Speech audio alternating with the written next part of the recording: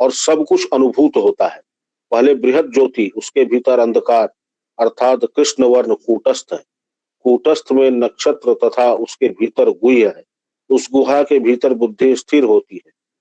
हृदय की वायु को स्थिर कर सकने पर जीव जहाँ स्थिर हो जाता है, गुरुर वाक्य गम्य साधना को जानकर साधन कर सकने पर परमात्मा का प्रत्यक्ष दर्शन होता है।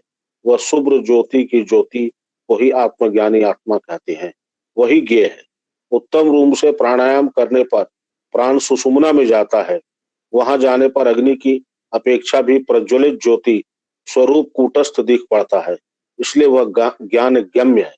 वह गायत्री छंद रूपा चतुर्पाद ब्रह्म है। वहां पहुंचने पर सब बंधनों से मुक्ति मिल जाती है और श्वेत दीप निवासी उत्तम पुरुष में जीव लीन हो जाता है।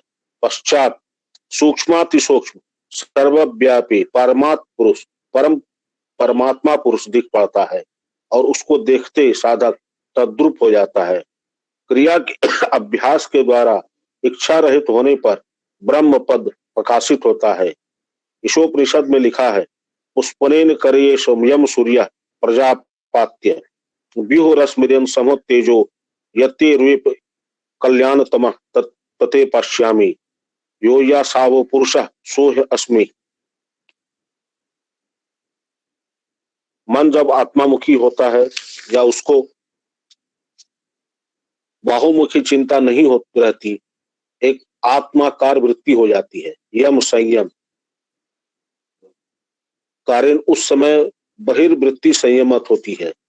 सूर्य प्राण शक्ति जब देह और इंद्रियों में रहती है तो बाह्य वस्तुओं में रस का ग्रहण अर्थात बोध होता है।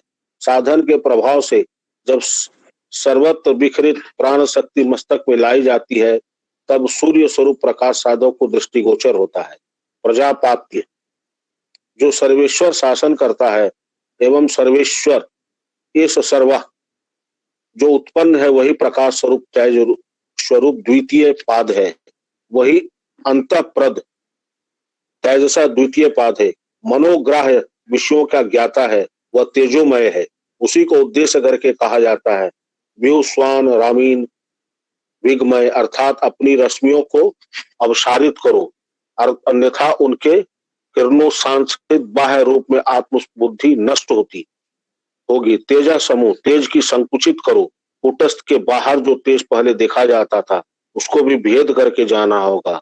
उसके बाद यथ से रूप कल्याणतम जो एवं अतिशय सुंदर है, सूर्य के समान प्रकाशशील है, तद्रापि कोटि चंद्रा सा सुशीतल है। एतत् पश्यामि तुम्हारे प्रसाद से मैं उसको देख सकूं, क्योंकि प्राणायाम के द्वारा प्राण में स्थिर होने पर उसकी प्रसन्नता समझी जाती है। यही आत्मा का आनंदमय है, यह स्निग्ध ज्योतिर्मय स्वरूप है।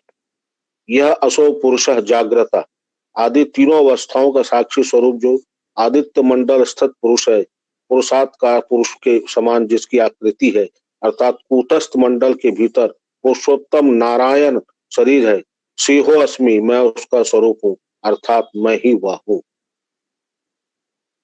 हिरण्य परें कोशे विरजंग ब्रह्म निष्फलम तद्रुप ज्योतिषांग ज्योति तद यत्मा विदो विदु।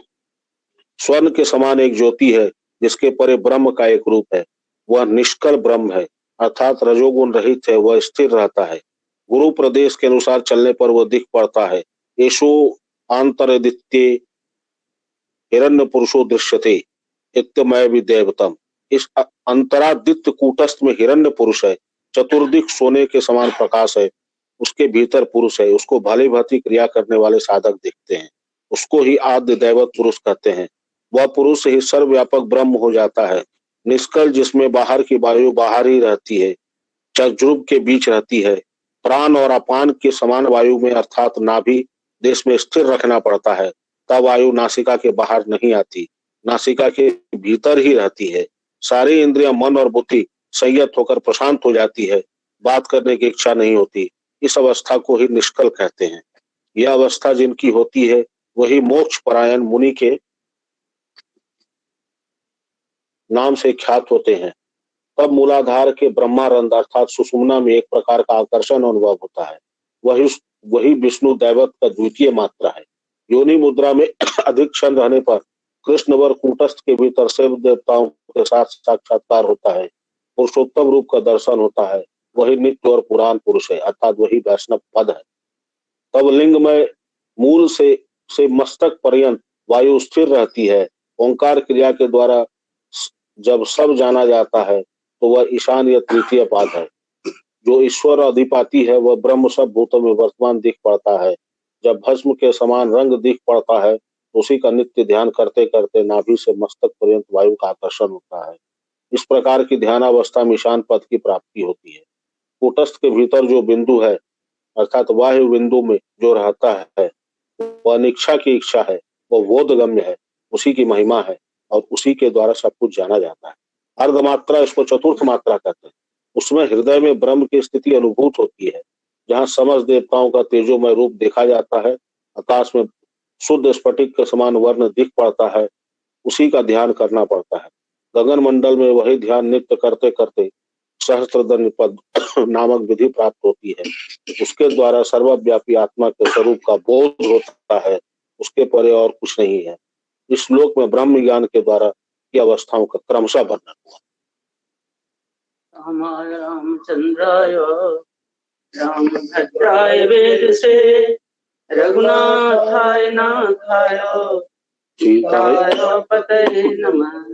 राम तत्पुरुषाराम विराम शकलापदां अविरामस्य लोकानां राममेरं तां भजे। चक्रे रामायणं चक्रं येन रामकथार्षं समाहितपरार्तंकं वाल्मीकिं मधुपं भजे। स्मरन्तं राम रामेति तरन्तं भवसागरं तरन्तं अमृतारण्ये तं नमामि कपीश्वरम्। मेरे प्रभु राम राम राम सीता राम राम राम। मेरे प्रभु राम राम राम सीता राम राम राम। निके निरखी नयन भरी शोभा पितु पुनि सुमेरी बहुरी मनु शोभा। अह तात दारुनि हट ठानी समुझत नहीं कछु लाभु नहानी।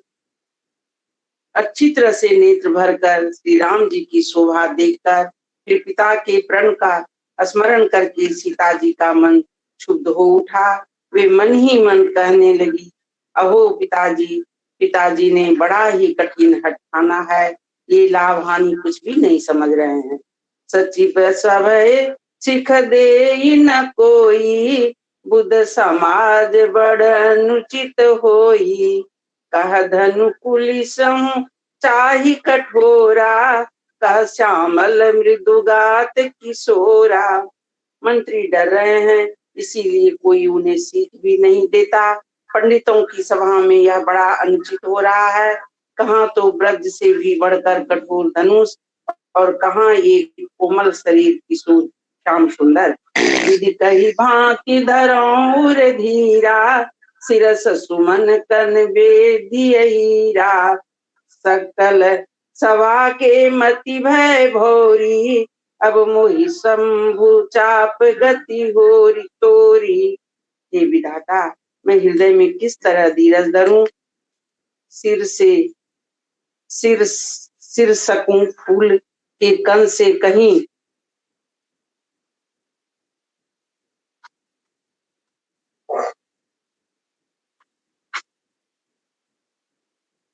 हीरा छेदा जाता है।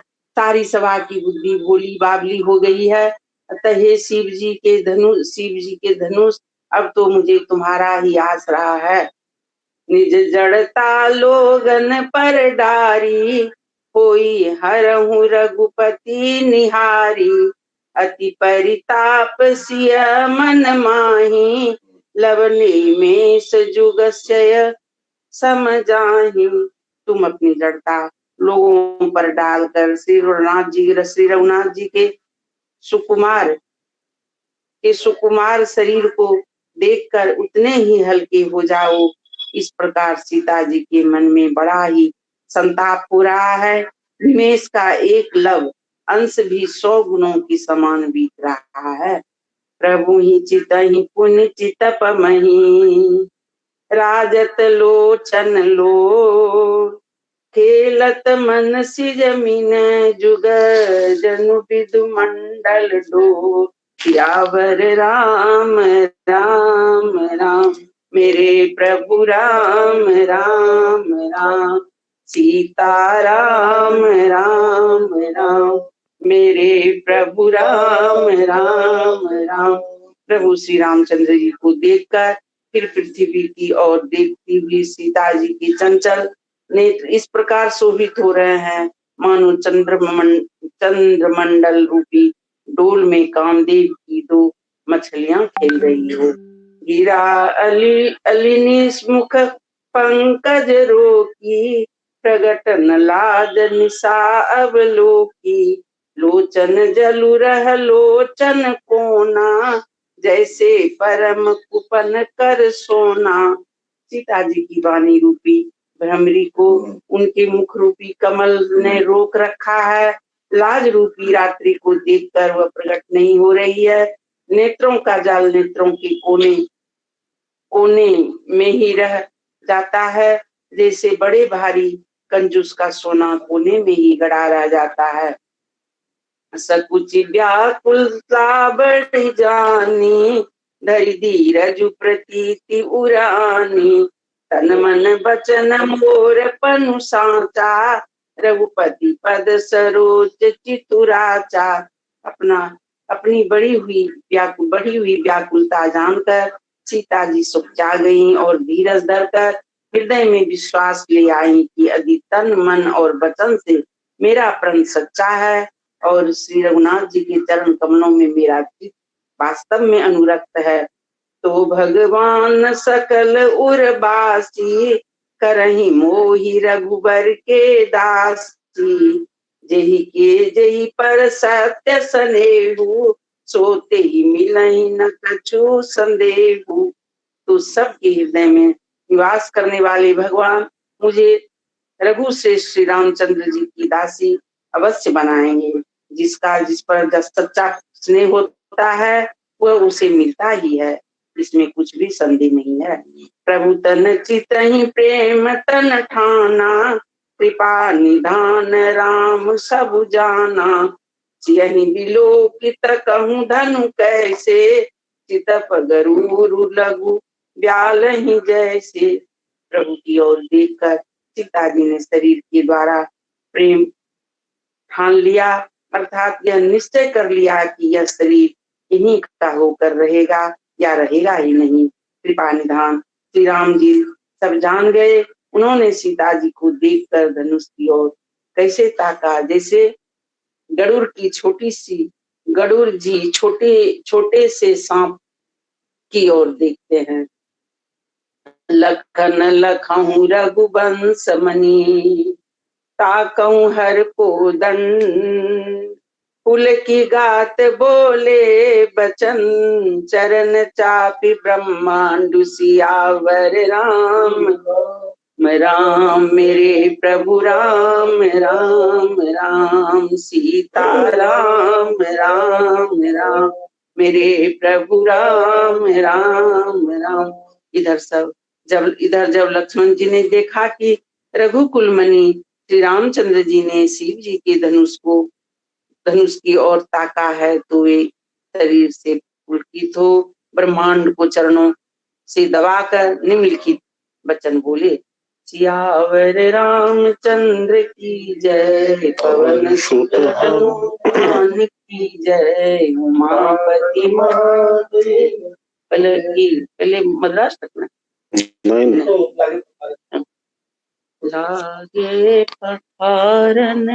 लागे पखारन पाय पंकज प्रेन तन पुल काबली नवनगर गान निशान जय दो उमग जनु चहु दिशि चली जे पद सरोज मनोज अरियु सर सदैव विराजहि ये सुकृत सुमिरत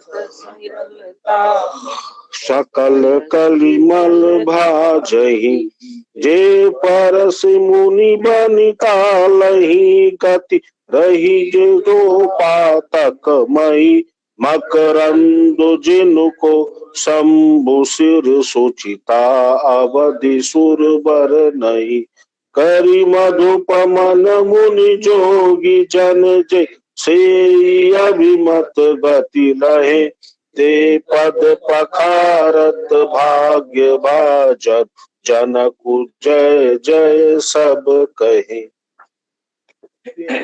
पृष्ठ संख्या 117 मधुराष्टकम। पृष्ठ संख्या 117 मधुराष्टकम।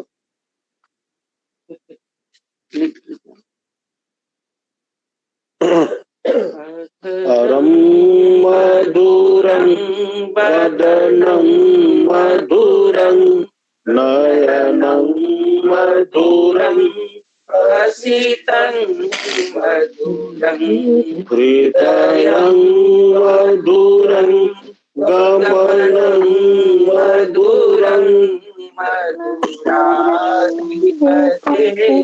रखिलं मधुरं, वचनं मधुरं, चरितं मधुरं, वसनं मधुरं, फलितं मधुरं, चलितं मधुरं, भ्रमितं मधुरं, मधुराधिपते रखिलं मधुरं, वेणुरमधुरो रेणुरमधुर, पाणिरमधुर, पादो मधुरं, मधुरं तं मधुरं, मधुराधिपतेरखिलं मधुरं, गीतं मधुरं गीतं मधुरं, भूतं मधुरं सूक्तं मधुरं, रूपं मधुरं मधुरं, मधुराधिपतेरखिलं मधुरं, तरणं मधुरं तरणं मधुरं, तरणं मधुरं, रमणं मधुरं, ललितं मधुरं, समितं मधुरं, मधुराधिपते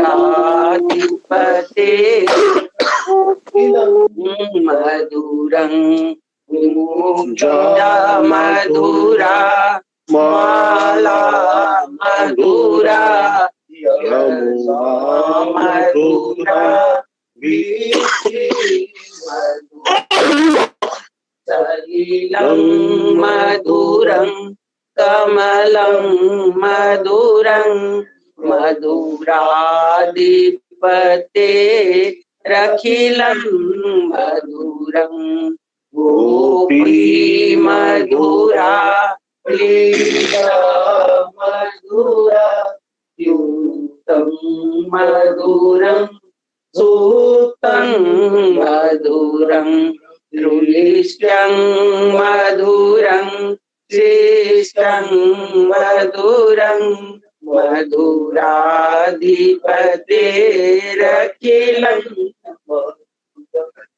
गोपा मधुरा, गाओ मधुरा, यष्टिर मधुरा, श्रेष्ठिर मधुरा, ललितं मधुरं, फलितं मधुरं, मधुराधिपतेरखिलं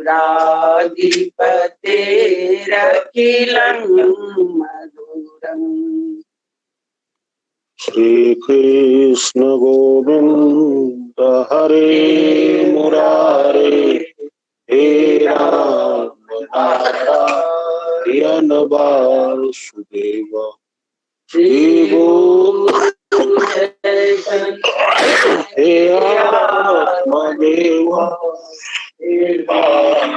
दुर्गे हर विश्वनाथ कृष्ण गोविंद हरे हरे हे राम नारायण वासुदेव श्री गुरु चैतन्य हे आत्मदेव हे मात दुर्गे हर विश्वनाथ श्री कृष्ण गोविंद हरे मुरारे हे राम नारायण वासुदेव श्री गुरु चैतन्य हे आत्मदेव हे मात दुर्गे हर विश्वनाथ श्री कृष्ण गोविंद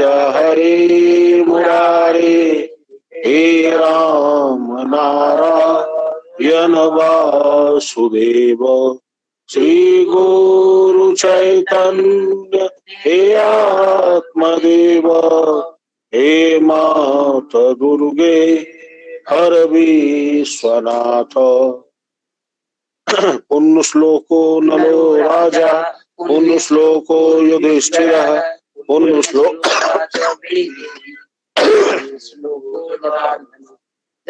कुसुम शंकासम हास्य पेयं महादुतिं द्वांकारिं सर्वपापग्नं प्रणतोऽस्मि दिवाकरं वक्रतुंड महाकाय लंबोदकोटि समप्रभः निर्विघ्नं कुरु मे देव सर्वकार्येषु सर्वदा वासुदेवोऽस्मि त्रायामि पुनः पुनः जन्मदीपोऽस्मि त्राहि मां मधुसूदनः हे नीलकण्ठ पंचवक्त्र लोकेश शेष बलय प्रवतीश सर्व हे दुर्जटे पशुपते मायापते मा संसार दुख गहनाय जगदीश्वर सर्वबाधा विनिर्मुक्तो धन्यः मनुष्यो मत् प्रसादेन भविष्यति न संशयः सर्वे भवन्तु सुखिनः सर्वे सन्तु निरामया सर्वे भद्राणि पश्यन्तु मा कश्चित् दुःखभाग् भवेत्।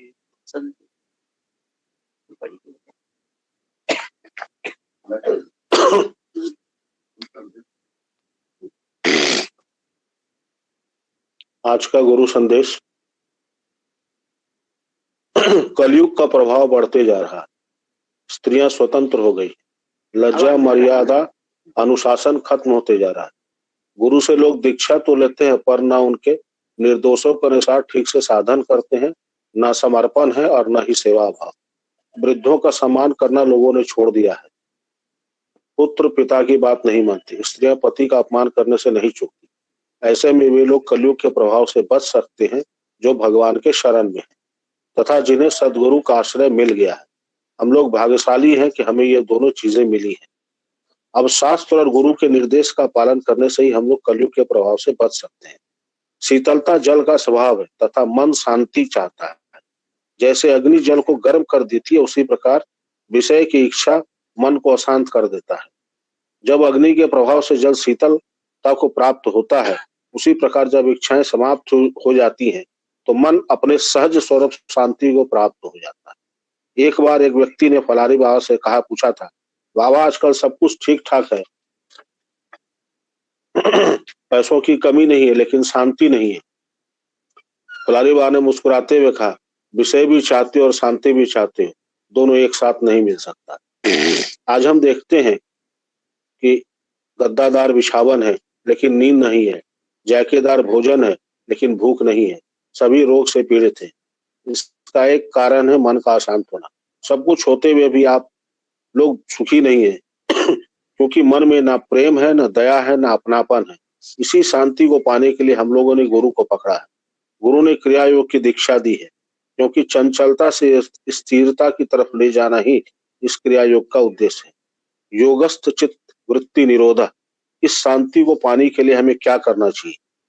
रोज साधन करना चाहिए सुबह शाम। अगर किसी कारण शाम को साधन नहीं हो सके तो 5 बार श्री कृष्ण गोविंद गाकर निरावलंब ध्यान करना चाहिए। इससे मन शांत होगा। रोज स्वाध्याय करना चाहिए। गीता तो रोज पढ़ना है। इसके अलावा भी अन्य पुस्तक जैसे रामायण भागवत आदि पढ़ना चाहिए। स्वाध्याय साधन का एक अंग है। कुछ दान करते रहना चाहिए। जिसने अपमान किया, गाली दिया, नजरअंदाज किया, पूछा नहीं, टोका नहीं, तो ऐसी अवस्था में चुप रहना चाहिए, क्योंकि कुछ बोलने से मन अशांत हो जाएगा। सहनशील व्यक्ति ही शांत हो सकता है। माता पिता की, गुरु की, वृद्ध की और जो दुखी उसकी सेवा करनी चाहिए। किसी से कोई उपेक्षा नहीं रखनी चाहिए। मन खाली हो तो भगवान के नाम का जप करना चाहिए। सब बात में अपनी प्रतिक्रिया नहीं देनी चाहिए। जब दो लोग आपस में बात कर रहे हो तो बीच में नहीं बोलना चाहिए। बिना मांगे सलाह नहीं देना चाहिए। जहां उचित समझे उसकी हित की बात बतानी चाहिए, लेकिन अगर वह नहीं माने तो दुखी नहीं होना, क्योंकि इससे मन अशांत होगा। लड़ाई झगड़ा मुकदमा आदि से बचना चाहिए। ऐसा कुछ नहीं करना चाहिए जिससे मन अशांत हो जाए। इससे धन तो मिल जाएगा लेकिन मन की शांति चली जाएगी। याद रखिए, चंचलता ही जीव है और स्थिरता ही शिव है। अशांत चित्त ही बंधन है और शांत चित्त ही मुक्त है। जैसे जैसे कलयुग बढ़ेगा अशांति बढ़ेगी, बीमारी बढ़ेगी। सुख से साधन होने के बावजूद भी लोग दुखी रहेंगे। कलह घर घर होगा। स्त्रियों में लज्जा का अभाव होगा, झूठ का बोलबाला होगा। जितनी बातें रामायण और भागवत में लिखी हैं सब सच होगा। कलयुग के प्रभाव को हम रोक तो नहीं सकते, लेकिन रोज साधन करके, गीता रामायण पढ़ के, गुरु की सेवा करके, बड़ों का सम्मान देकर, अपना अपमान को मुस्कुराकर झेलकर हम कलयुग के प्रभाव से बच सकते हैं। हमें कुछ नहीं चाहिए भगवान को छोड़कर। केवट की तरह जब ये भाव उठेगा तभी कहने लगेंगे, नाथ न अब कुछ चाहिए मोरी। क्योंकि अगर एक इच्छा भी बाकी रही तो फिर आना होगा, और प्रत्येक जन्म के साथ जन्म, बुढ़ापा, बीमारी और मृत्यु का कष्ट भोगना पड़ेगा।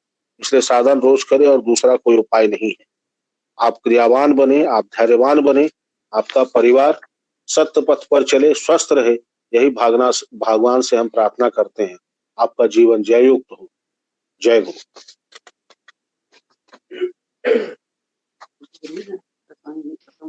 जय गुरु। आज का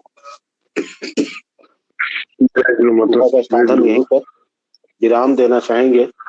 बाबा की तबीयत पिछले 7-8 दिनों से लगातार खराब चल रही है। रात भी काफी खराब हो गई थी। 1-1:30 बजे के बाद ही सोए हैं। अभी भी विश्राम में ही है। बुखार अभी भी है। तो बस आप लोग भगवान से ये प्रार्थना करें कि गुरुदेव जल्दी स्वस्थ हो जाए और फिर अगले रविवार को आप लोग से सम्मुख हो और अपने अमृत वाणी से सबका जीवन जरूर करें। जय गुरु। जय गुरु। प्रणाम माता जी। माता जी।